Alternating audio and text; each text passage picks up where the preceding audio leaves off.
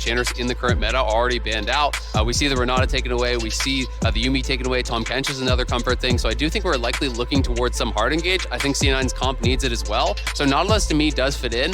You know, perhaps pairing along something like an Aphelios or you know, something along those lines, I think could work pretty well. I actually think T1 are actually going to look for a bit of an Aphelios lane themselves. That's why I like Cloud9 taking away the Thresh. I think for T1 leaning into something that not only has, you know, a bit of range to play with the Calibrum, but brings some mid-game power once you get something like a Gale Force online, would be incredibly strong, since it looks like no matter how you pivot your draft now from T1, that Cloud9 definitely have the scaling angle.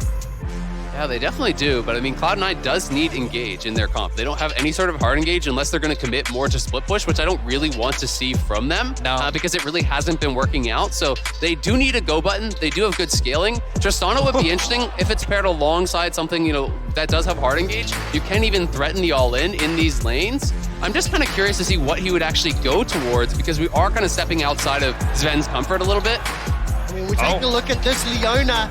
This would be the first support Leona all year long for Sven. I believe professionally speaking as well. It is paired with the Tristana. It is what you were looking for, but Sven needs to deliver. He absolutely does, and this is why I was a little bit unsure. You know, it is definitely a meta pick, but it's not really been a Sven pick so far this year. But this guy is an absolute workhorse in solo queue, in Champions queue. He's always grinding away, so I definitely have the faith that he can have under his belt. But this feels like Kai'Sa Prio, you slap down that Alistar, so much pressure now on Berserker to actually buffer the rocket jumps properly to be able to actually get out of those, because the hard engage here is incredible from T1. Alistar going in, Lissandra coming over the top, Kai'Sa ults in to follow up. Yeah, and you know, for that, the early and mid-game playmaking able to come out from them is huge. For the side of C9, I'm going to look at them to be able to play around the spot lane, allow Berserker to be able to get through laning phase just fine, hopefully set them up for advantages. And I mean, Fudge should be fine up in that 1v1 on top side. Now, New York City, you see the team compositions on your screen. Who here in the Hulu Theater thinks that T1 will win this game? T1 have done a good job of setting this up to put C9 in an uncomfortable position. We saw the lack of vision they have now, and with Faker hitting level 6, this is where T1's wanting to find windows to start making these plays on the bot side. Oh, Alcove Gamer, Alcove Gamer, Alcove Gamer! The two-man knocker! First blood secured by Carrier, and frankly, I don't even know if bonus damage was needed. Honestly, just great patience coming out from Owner to make sure. Divides have to be crucial. Get rid of either Aatrox or Viego. Buy time to focus down the Lissandra or the Kai'Sa, because don't forget how easy it is to start fights, and Fudge is going to get destroyed. His heart is broken. The second kill for T1, and it lands in the hands of Owner. And it just keeps going to show how well Owner is doing so far in this matchup. He really has been the standout, bringing T1 this victory.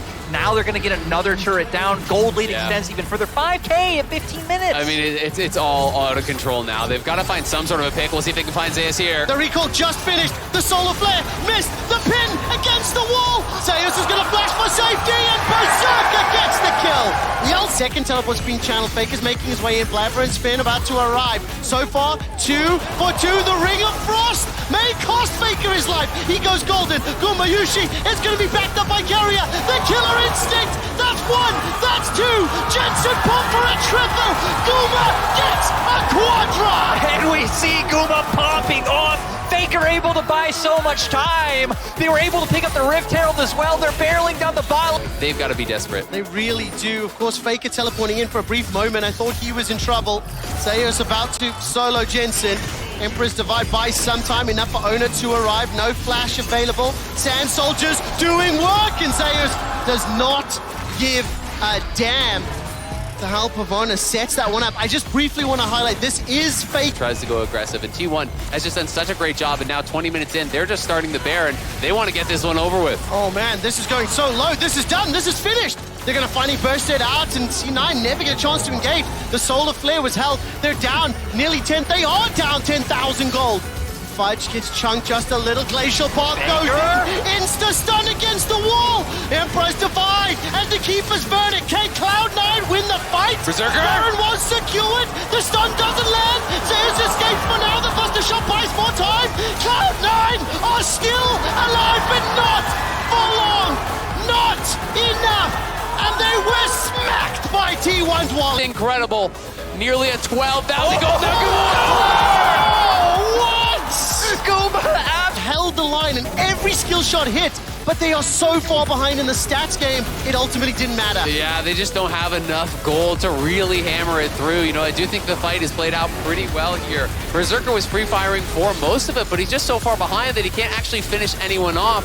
Zeus getting so much health healing there, not quite burst down. Jensen on the side getting taken out by Gumayusi, and Berserker, you know, he gets Owner very low, but then he gets a reset. Faker is living with no health. Carry is living with no health. They just can't quite finish off the T1 players to turn it around, and we're back to live, and we're back to watching C9 die again.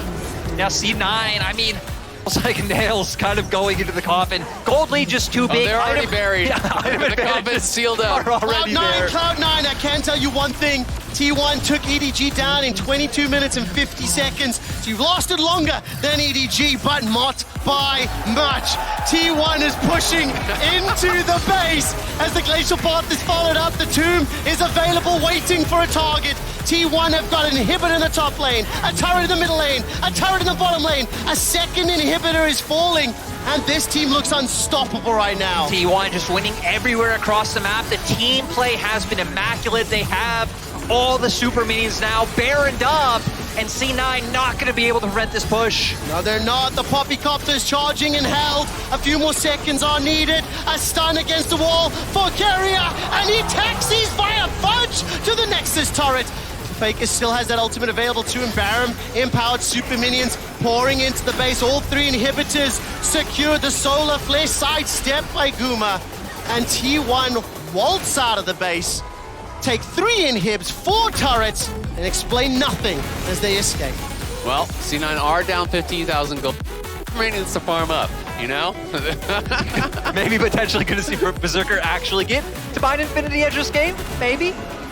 Yeah, I think T1 just about have this one wrapped up. C9 again trying to look for picks. It's all they really can do. We'll see if they can get Owner down. Let's find out. Not just yet. The watch is stopped. The timer is started, and Berserker still can't do it. He can't get Owner. Wilmer's turning his attention now towards Sven with the back of a Faker, and Owner's going to continue to chase forward. Sven will get melted. Berserker's going to hop over the wall and get chased down by the killer instinct of Gumayusi, and now Fudge. Oh, he wants the penta! He's going for it. The pentakill. Guma's chasing. He's hunting. Where's the missiles? That's a leap forward. Vision is spotted. Blast cone over the wall.